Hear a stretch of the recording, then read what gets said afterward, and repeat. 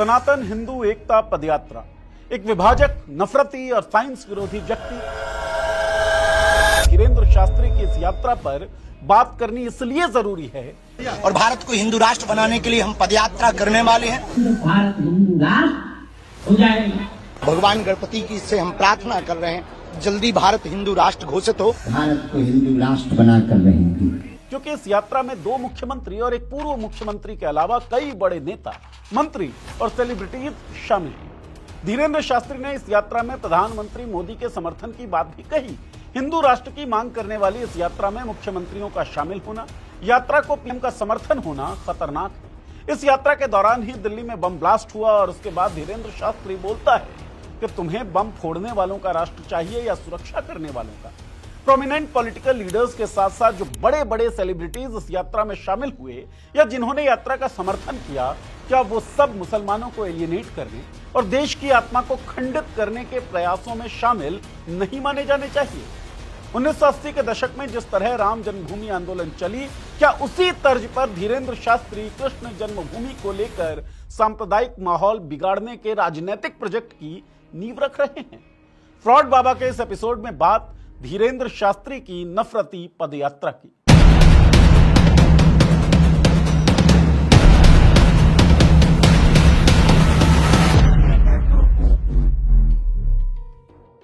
नमस्कार, मैं हूं नीरज और आप देख रहे हैं पॉलिटिक्स।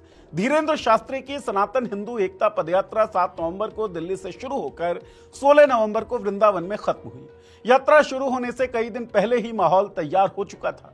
सोशल मीडिया पर अचानक एक जैसा कंटेंट तैरने लगा, क्लिप्स, कट शॉट वीडियो, भावुक अपीलें और वही 2-3 वाक्य जो हर जगह कॉपी पेस्ट किए जा रहे थे, जैसे किसी ने एक डिजिटल टेम्पलेट बना दिया हो और हजारों अकाउंट उसे एक साथ चलाने लगे। सबसे दिलचस्प बात यह थी कि कई वीडियोस यात्रा से पहले ही वायरल हो चुके थे। पहले से तय था कि लोगों में कौन सी भावनाएं जगानी है। यात्रा की तारीख किसी फिल्म की रिलीज डेट की तरह दिख रही थी और हर जगह उसके लिए प्रमोशन, मानो किसी ने एक बटन दबाया हो और पूरा ऑनलाइन सिस्टम एक ही दिशा में बोलने लगा। इसके बाद शुरू हुई यात्रा।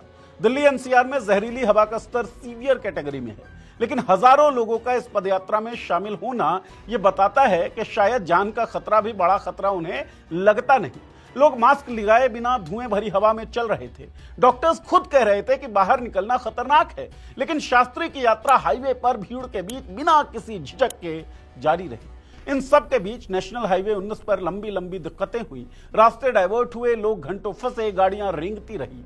यात्रा को शुभ कार्य बताया गया, उससे होने वाली असुविधा को भक्ति का हिस्सा। शुरुआत में कहा गया कि यह कोई राजनीतिक आयोजन नहीं बल्कि सनातन हिंदू एकता पदयात्रा कार्यक्रम है, जिसका मकसद लोगों को एक सूत्र में जोड़ना और समाज में जागरूकता फैलाना है। खैर, सनातन क्या है उसके लिए आप मेरी और पंकज श्रीवास्तव जी की जो बातचीत है उसे देख सकते हैं। लेकिन जैसे जैसे यात्रा आगे बढ़ी, यह साफ हो गया कि इसके भीतर कितने अलग अलग मुद्दे एक साथ पैक किए गए थे। सबसे पहले तो धीरेंद्र शास्त्री हर जगह जाकर हिंदू राष्ट्र की मांग दोहरा रहे थे, कभी खुलकर कभी इशारों में। इनके बयान में आध्यात्मिकता कम और उकसावा ज्यादा था। लाल किला ब्लास्ट पर बोलते हुए धीरेंद्र शास्त्री बोला, बम फोड़ने वालों का राष्ट्र चाहिए या सुरक्षा करने वालों का।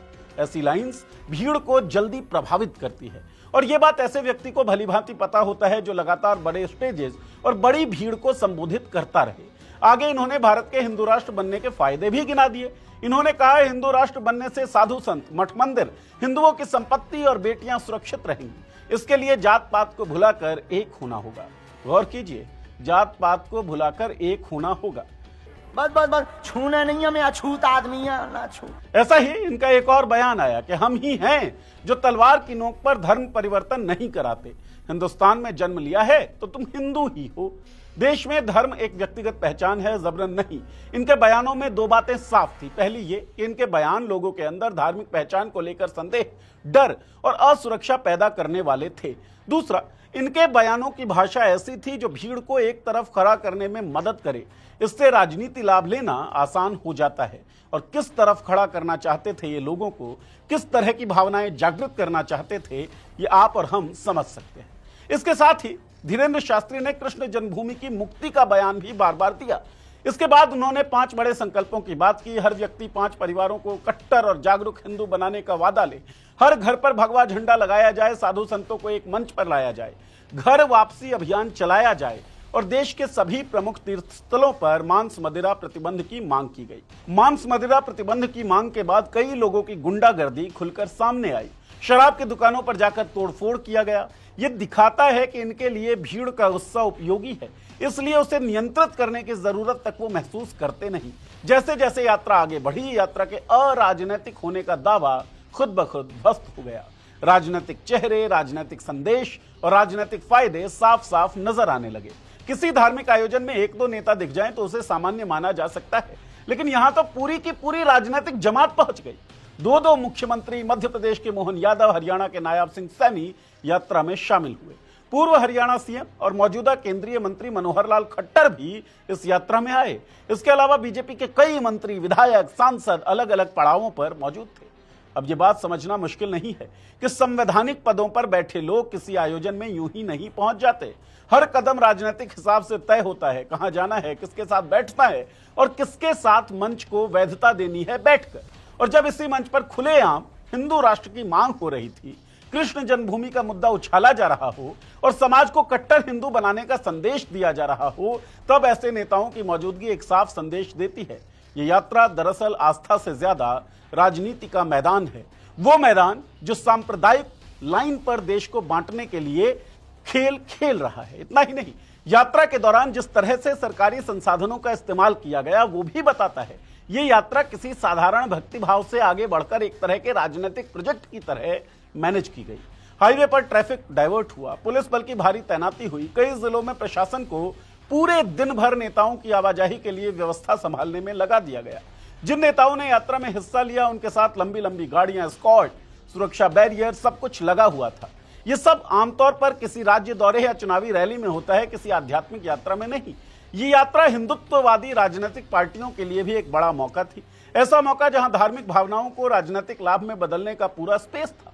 हिंदुत्व की राजनीति में ऐसे आयोजनों की अहमियत कोई नई बात नहीं है। ये यात्रा उस रणनीति का हिस्सा लगती है जहां लोगों की भावनाओं को एक विशेष दिशा में मोड़ा जाता है और मैदान तैयार किया जाता है अगला राजनीतिक एजेंडा किस दिशा में जाना है इसके लिए। इसलिए जब धीरेंद्र शास्त्री कहता है कि यात्रा राजनीति से ऊपर है, तो यह बात जमीनी हकीकत से बिल्कुल मेल खाती नहीं है।